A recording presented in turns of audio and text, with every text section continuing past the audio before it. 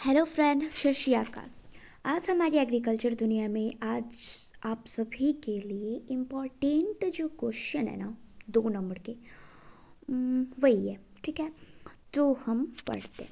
सबसे पहले है, रेतीली भूमि की 2 फसलों के नाम लिखिए। यानी सैंडी सॉइल में कौन कौन से क्रॉप का कल्टीवेशन होता है, यानी खेती होती है। तो ये हमारा हो गया सैंडी सॉइल, ये हो गया सिल्ट और ये हो गया क्ले। तो हमें सैंडी सॉइल मतलब ये जो क्रॉप है इसके बारे में पूछा है, जो कौन कौन से क्रॉप की होती है। तो सैंडी देखने से ही ये बलुआट मतलब रेतीली भूमि लगती है, तो इसमें बालू की मात्रा ज़्यादा होती है। यहाँ पे भी देखिए, इसमें बालू की मात्रा सैंडी में ज़्यादा, यानी रेतीली भूमि। तो इसमें सबसे पहला जो क्रॉप इसमें लगता है वो है कैरोट, गाजर। और यहाँ पे गाजर को हाइड्रोपोनिक के द्वारा किया गया है, मतलब कि बिना मिट्टी में इसकी खेती की गई है। पानी में बिना मिट्टी के इसकी खेती की गई है कैरोट की। दूसरा है पोटैटो।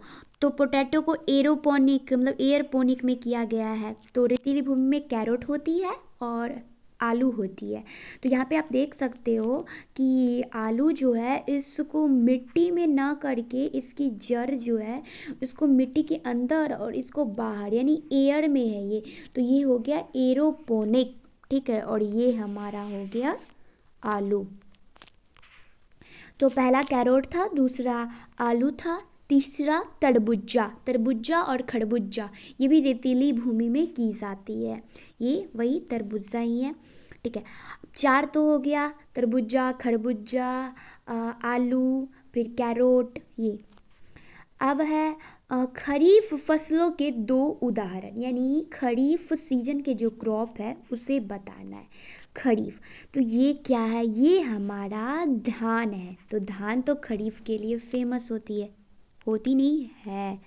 ये क्या है, हमारा मक्का है, ये भी खरीफ में होती है। ये है शुगर कैन यानी कि ईख, तो ये भी हमारे क्या है, खरीफ क्रॉप है। ये अरहर है, ये भी हमारे खरीफ क्रॉप है। और ये मेज़ तो पता ही है। बाजरा भी हमारा खरीफ क्रॉप है। ग्राउंड नट, तो ये मतलब बादाम, मूंगफली, ये भी हमारा क्या है, खरीफ क्रॉप है। और एट लास्ट ये कॉटन यानी कि कपास, जिसको उजला सोना भी कहा जाता है। वाइट गोल्ड किसको कहा जाता है, तो वो कपास को कहा जाता है। तो ये भी हमारे खरीफ क्रॉप है। इतने सारे पढ़े हैं तो याद नहीं होंगे, क्या क्या है फिर से पढ़ लेते हैं। धान है खरीफ का, मक्का है, शुगर कैन है, अरहर है, मेज़ है, फिर बाजरा है, ग्राउंड नट यानी मूंगफली है, कॉटन है। ठीक है, अब 2 हो गए। अब है गेहूं के 2 असिंचित प्रभेद का नाम लिखना है। मतलब वैरायटी यहाँ पे क्या है, मतलब यहाँ पे लिखा है कि इरिगेटेड वैरायटी ऑफ वीट, यानी जिसमें सिंचाई नहीं होती है। तो इसका असिंचित प्रभेद है शवौर निर्जल। क्या है, शवौर निर्जल। फिर है सी 306, के 8027, एच डी 2828। देखो सी 306 और ये 8027, सौर निर्जल तो याद हो जाएगा, पर ये नंबर है, कोई बात नहीं, याद तो आप कर ही लोगे। अब है फसल पद्धति क्या है, यानी फसल पद्धति क्रॉपिंग पैटर्न क्या होता है। तो हमारा क्रॉपिंग पैटर्न यहाँ पे बताई गई है। किसी क्षेत्र विशेष में एक वर्ष में लगी क्रमिक फसलें तथा फसलों एवं पड़ती भूमि के अंतर्गत अनुपातिक रकबा को फसल पद्धति कहते हैं। या हम कह सकते हैं कि फसल पद्धति किसी क्षेत्र विशेष में लगी सभी फसल प्रणाली का जोड़ है। मतलब किसी विशेष क्षेत्र में एक वर्ष में लगी क्रमिक फसलें, क्रमिक मतलब एक के बाद एक, पहले धान खरीफ में बो देंगे, फिर उसकी कटाई अक्टूबर नवंबर में कर लेंगे, फिर गेहूं रबी में रोप लेंगे, फिर उसके बाद तरबूजा खरबूजा खरीफ में उसकी हम फरवरी मार्च तक होता है, तो वो हम कर देंगे। तो क्रमिक फसलें तथा फसल एवं प्रतिभूमि के अनुपातिक रकबा को फसल पद्धति कहते हैं। और फिर है फसल पद्धति किसी क्षेत्र विशेष में लगी सभी फसल प्रणाली का जोड़ होता है। ये हम आपको जब थर्ड चैप्टर पढ़ाए हुए थे ना, तो उसमें एक ऑब्जेक्टिव क्वेश्चन था ना जो हम पढ़ाए थे। आप थर्ड चैप्टर भी देख लीजिएगा, जो ना देखे वो, और जो देख लिए उसके लिए तो बल्ले बल्ले है। ठीक है, अब है फसल पद्धति। जलाक्रांता मृदा को प्रभावित करे। जलाक्रांता मृदा क्या होती है? तो जलाक्रांता मृदा मृदा जिसका विकास एवं गुण मृदा के ऊपरी भाग के अस्थायी या अस्थायी संतृप्तता द्वारा अत्यधिक प्रभावित होता है। यानी मृदा जिसका जो विकास होता है, गुण होता है, वो मृदा के ऊपरी भाग में अस्थायी या अस्थायी संतृप्तता द्वारा अत्यधिक प्रभावित होता है, तो उसे जलाक्रांता या जलमग्न मृदा कहते हैं। मृदा के ऊपरी स्तर का जलमग्न होना अस्थायी भौतिक एवं रासायनिक परिवर्तनों के लिए उपचाई दशाएं उत्पन्न करती है। ठीक है, यानी मृदा की ऊपरी जो भाग होती है वो जल के द्वारा ढकी रहती है बहुत दिनों तक, तो मृदा पर हमारे भौतिक असर तो पड़ेंगे ना। जैसे बाढ़ग्रस्त किसी क्षेत्र या खेत में ही जब पानी बहुत दिनों तक लगे रहते हैं तो मृदा पे भौतिक असर होती है, दशाएं उत्पन्न होती है, वही ये कह रहे थे।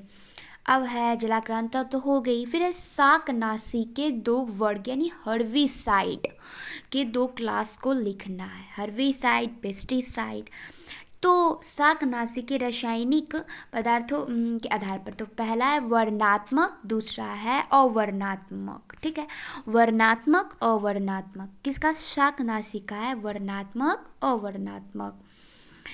अब है गन्ना के लाल सड़न रोग का प्रबंधन कैसे करें, यानी red rot disease of sugarcane का हम कंट्रोल कैसे करेंगे ना भाई।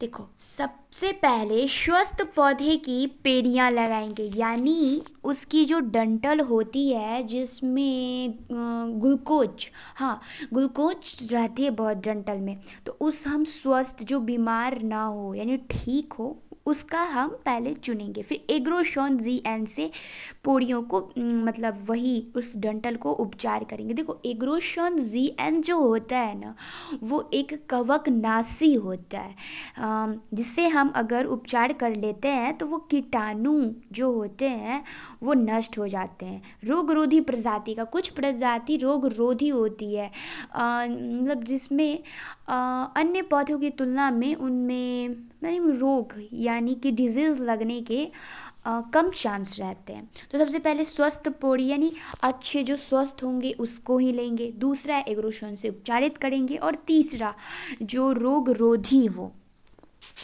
उसका हम यूज़ करेंगे। तो हमारे शुगर कैन में यहाँ पे आप देख सकते हो कि हमारे शुगर कैन में रेड रूट लग चुके हैं। ये रेड रेड दिख रही है ना, यही होती है रेड रूट। और ये तो देखिए यहाँ ऐसे करके है ना। पता है पहले मैं इसको भी खा जाती थी, पर जब से पढ़ा है ना तब से कहते हैं ये बीमार है, इसको नहीं खाना इस बार छठ में। ठीक है, इसलिए आप खाने से पहले ध्यान दीजिएगा जो रेड रूट तो लगाने हो। अब है गाजर के 2 यूरोपियन प्रभेद। अब गाजर का यूरोपियन प्रभेद है, तो गाजर के जो यूरोपियन प्रभेद है वो है चैंटिनी, नैंटेज, पूसा यमदग्नि, जिन्नो और चमन। देखो, चमन और जिन्नो, चमन जिन्नो 2 फ्रेंड हैं, और चैंटनी नैंटेज, चैंटनी और नैंटेज, चैंटनी नैंटेज पता नहीं क्या होता है, मतलब ऐसे ही याद कर लेंगे उसको। 4 है तो ये हमारी कैरोट जी आ गया। पता है कैरोट पीला क्यों होता है? कैरोटीन के कारण, यानी गाजर पीला कैरोटीन के कारण होता है। पता ही है आपको, पढ़े तो होंगे ही। गाजर के दो यूरोपियन। अब है मंगरेल के वनस्पतिक नाम एवं फैमिली। मंगरेल का, तो मंगरेल का वनस्पतिक नाम है नाइजेला स्टाइवा और मंगरेल की फैमिली होती है रेनकुलेशी। नाइजेला स्टाइवा और इसका फैमिली होता है रेनकुलेशी। देखो हमारे जो मंगरेल होते हैं ना, वो ऐसे ही, ये उसके फ्लावर होते हैं। ये देखिए, ये फ्लावर हुए और ये जो पार्ट होता है बीज का, ये सूख जब जाते हैं ना तो इसमें से सीड निकलती है।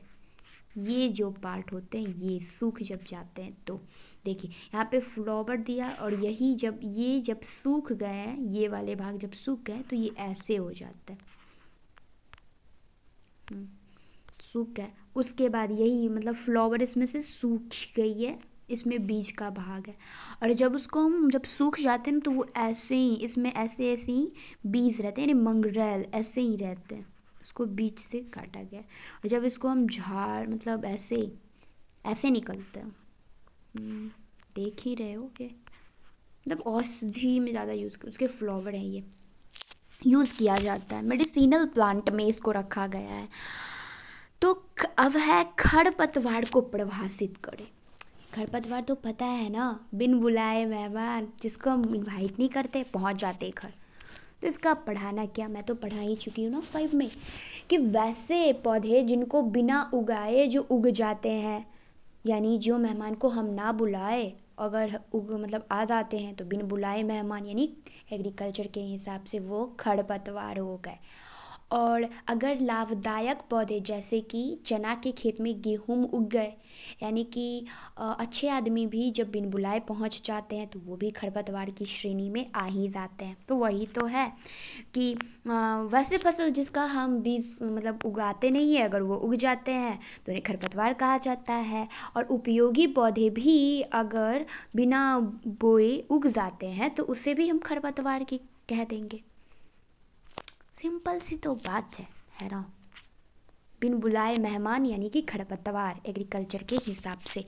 केले का प्रसारण, केले का प्रसारण, तो केले का जो प्रसारण होती है ना वो सकर्स यानी कि अधो भूस्तरीय और उत्तक संवर्धन तकनीक यानी कि टिश्यू कल्चर के द्वारा किया जाता है। ये दोनों टॉपिक उधो भूस्तरीय शकर्स का मैंने आपको गुलदावदी में दिखाया था, जो शकर्स कैसे मतलब होता है, और उत्तक संवर्धन तकनीक यानी कि टिश्यू कल्चर कैसे होती है ये भी हम आपको बताए थे। और ये हम आपको इस वीडियो में बताए थे, ये जो है ना ये वीडियो में मैंने बताया है। Agriculture model set Bihar board 2022 ये वीडियो रहेगा, आप देखोगे तो इसमें मतलब कैसे होता है टिश्यू कल्चर, तो इसमें मैंने बताया है, तो आप देख लीजिएगा। ठीक है, अब आगे, तो अब है फसल चक्र क्या है। फसल चक्र, तो फसल चक्र ये भी मैंने आपको 3rd में पढ़ाई है। शब्द फसल प्रणाली को यहाँ से नहीं, किसी भूमि खंड पर एक कृषि वर्ष में लगाई जाने वाली क्रमिक फसल को बहुफसल प्रणाली कहते हैं, जिसका निर्धारण प्रक्षेत्र की आधारभूत संरचना, आर्थिक स्थिति, तकनीक, संसाधन, यांत्रिक करना, सिंचाई, श्रमिक, बाजार की उपलब्धता तथा मिट्टी की जलवायु की स्थिति पर निर्भर करता है। यानी किसी भूमि खंड पर एक कृषि वर्ष में लगाई जाने वाली फसलों को बहुफसल प्रणाली कहते हैं। किसी भूमि खंड की, यानी हमारी ये प्लॉट हो गई, ठीक है, उसको एक वर्ष में यानी 2021 में वर्ष में लगाई गई फसल, इसमें मैं लगाऊंगी वीट, ठीक है, इसमें लगाऊंगी वीट। तो लगाई गई फसल को, तो ये जो हो गया ना उसको हम नहीं, ये तो नहीं है, क्योंकि फसल चक्र में तो बदल बदल के होता है ना। ये तो फसल प्रणाली हो गया, फसल चक्र था। तो फसल चक्र वो जो हम पढ़े थे ना वो फसल प्रणाली था, फसल चक्र में तो बदल बदल के हो गई थी, तो सॉरी मैंने गलती कर दी थी। चलिए आप सुधार लेते हैं गलती को। किसी खेत में किसी नियत अवधि के लिए विभिन्न फसलों को इस उद्देश्य से फेर बदल करके लगाना कि भूमि की उर्वरकता अक्षुण्ण बनी रहे और उपज में भी कोई महत्वपूर्ण कमी नहीं आए।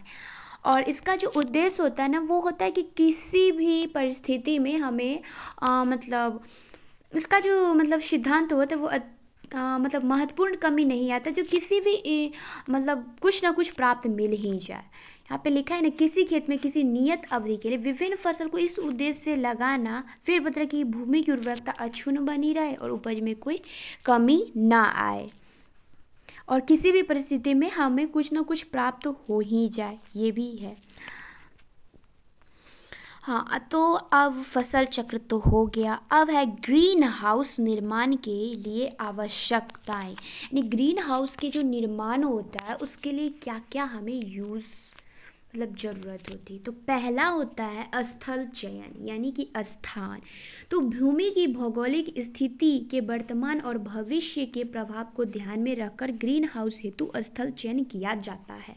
तो सबसे पहले होगा भूमि, यानी जो मतलब भूमि का हम सिलेक्शन अगर करते हैं तो भविष्य के बारे में सोच करके भूमि का सिलेक्शन करते हैं, जो भाई इस पे बाढ़ ना आए या ये प्लॉट अच्छी होनी चाहिए। दूसरा होता है ट्रांसपोर्ट, यानी परिवहन। उत्पाद को बाजार तक पहुंचाने हेतु ग्रीन हाउस के आसपास परिवहन की सुविधा होनी चाहिए, नहीं तो ग्रीन हाउस द्वारा उत्पादित सामग्री का उत्पादन लगातार से काफ़ी अंतर हो जाएगा।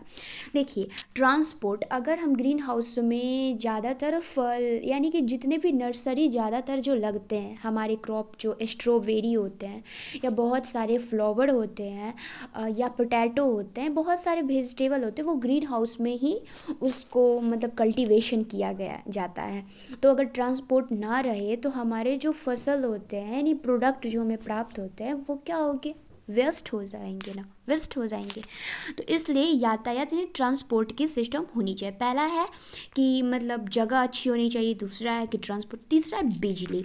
तो ग्रीन हाउस व्यवस्था में विद्युत सेवा की रुकावट से गंभीर प्रभाव उत्पादित हो सकता है, इसलिए बिजली की उपलब्धता ग्रीन, देखिए मतलब कहा जाता है कि हमारे पौधे ना मैंने पढ़ा था कि हमारे पौधे जो होते हैं ना वो लाइट में भी ग्रोथ करते हैं। और ये कुछ तो था कि मैंने पढ़ा है इसलिए मैं बोल रही हूँ कि जब पौधे को म्यूजिक सुनाया जाता है तो उसमें और पौधे की तुलना उसकी ग्रोथ ज़्यादा हो जाती है। मैंने पढ़ा है इसलिए मैंने बोला है वैसे मुझे भी अजीब लगा था। ठीक है, और तीसरा चौथा है पानी। ग्रीन हाउस के लिए गुणवत्ता युक्त पानी होनी चाहिए। ठीक है, क्योंकि वाटर, पहला है कि स्थान यानी जगह अच्छी होनी चाहिए, दूसरा है ट्रांसपोर्ट, तीसरा है बिजली, क्योंकि बिजली से हमारे ग्रीन हाउस में उसको यानी इरिगेशन होता रहेगा, फिर लाइट मिलेगी क्योंकि ग्रीन हाउस पूरी तरह ढकी रहती है तो सनलाइट तो होते नहीं है वहाँ पे। अब पानी, और पानी तो हमारे लिए इम्पोर्टेंट बहुत है, और पानी पौधे के लिए कितना इम्पोर्टेंट है वो तो आप पढ़ ही चुके। ये हमारे ग्रीन हाउस है। ठीक है, देखिए यहाँ पे कितने सारे फ्लावर सबका मतलब ऐसे ही होते हैं, घेरे हुए हैं। तो ग्रीन हाउस, ये भी ग्रीन हाउस ही है। और यहाँ तो जैसे लग रहा है कि ये पूरा का पूरा एक जंगल ही है ग्रीन हाउस का, पर जंगल ही है ग्रीन हाउस के अंदर का।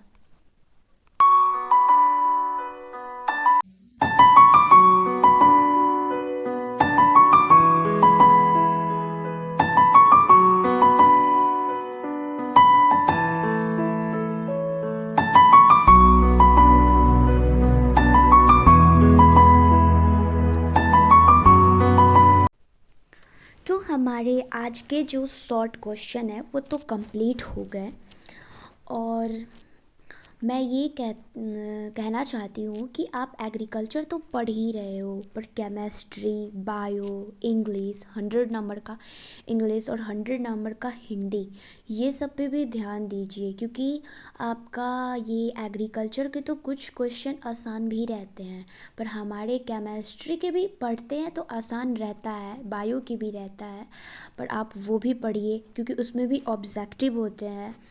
तो आप प्लीज़ उस पे भी ध्यान दीजिए, हिंदी इंग्लिश भी। उधर 400 नंबर है, 100 न 100 का ही, वो भी 100 नहीं, 30 मार्क्स तो इधर घट ही जाते हैं, मतलब 70 नंबर के आपके एग्रीकल्चर है, और उधर बाद बाकी तो बहुत सारे हैं।